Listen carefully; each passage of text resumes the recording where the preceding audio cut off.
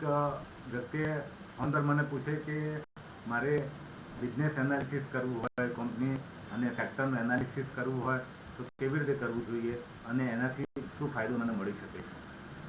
તો આપણે બે પ્રકારના એનાલિસિસ કરી શકીએ છીએ, એક ટોપ ડાઉન એપ્રોચ અને એક બોટમ અપ એપ્રોચ. કોઈ પણ સેક્ટર, કોઈ પણ કંપની માટે આ એનાલિસિસ ખૂબ જરૂરી છે કે જેનાથી આપણે એ સેક્ટર અને એ કંપની શું કરી રહી છે એ જાણી શકીએ. તો સૌથી પહેલાં આપણે વાત કરીશું ટોપ ડાઉન એપ્રોચની.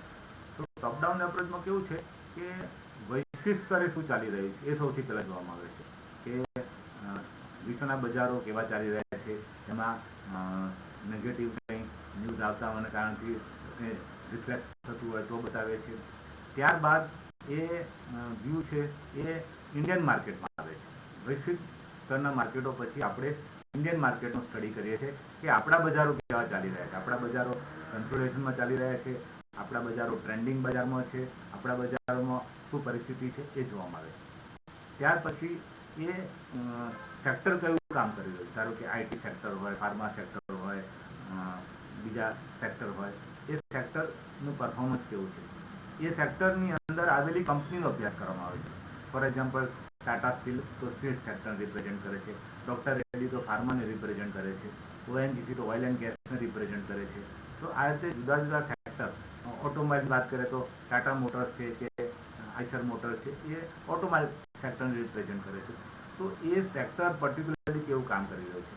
જો એ સેક્ટર કામ કરતું હશે, સારું વર્ક કરી રહ્યું હશે, તો એ સેક્ટરની અંદર આવેલી કંપનીઓ પણ સારું કામ કરવાની છે. એટલે આપણે સેક્ટરમાંથી પર્ટિક્યુલર કંપની પર આવી જઈએ છીએ. એટલે આપણો એપ્રોચ ટોપથી ડાઉનમાં થયો. ટોપ ઉપર આપણે વર્લ્ડ ઇકોનોમી જોઈ, પછી આપણે ઇન્ડિયન ઇકોનોમી જોઈ, ઇન્ડિયન ઇકોનોમી પછી આપણા માર્કેટ જોયા, માર્કેટ પછી સેક્ટર જોયા અને સેક્ટર પછી આપણે પર્ટિક્યુલર કંપની જોઈ. એટલે આ એનાલિસિસ ખૂબ સારું પડે છે અને મારો પોતાનો વર્ષોનો અનુભવ બતાવે છે કે ટોપ ડાઉન એપ્રોચથી તમારું કંપનીનું સિલેક્શન ખૂબ સારું થાય છે. તો એક આ વસ્તુ ધ્યાનમાં રાખવા જેવી છે. બીજો છે bottom up approach. Bottom up એપ્રોચમાં કેવું કરીએ છીએ કે આપણે પર્ટિક્યુલર કંપની છે એ પર્ટિક્યુલર કંપનીનો અભ્યાસ કરીએ છીએ, કંપનીના ફંડામેન્ટલ જોઈએ છે, કંપનીના ટેકનિકલ જોઈએ છે, કંપની શું કરી રહી છે એ જોઈએ છે અને એના પિયર ગ્રુપ કે એ જે સેક્ટરની કંપનીઓ સાથે જે સરખામણી થઈ શકતી હોય એ કંપનીઓ શું કરી રહી છે એ જોઈએ છે. ત્યાર પછી એ સેક્ટર એનાલિસિસ કરીએ છીએ. એટલે જે ટોપ ડાઉન એપ્રોચ છે એની રિવર્સ પ્રોસેસ કરીએ છીએ. એટલે એ પણ એક બીજું એનાલિસિસની પદ્ધતિ છે. મારી દ્રષ્ટિએ ટોપ ડાઉન એપ્રોચ ખૂબ સારો રહે છે, કારણ કે એમાં તમને વૈશ્વિક બજારોથી લઈ અને આપણા બજારો સુધીનું બધું એનાલિસિસ ખબર પડે છે. એટલે તમારું સ્ટોક સિલેક્શન ખૂબ સારું થાય છે.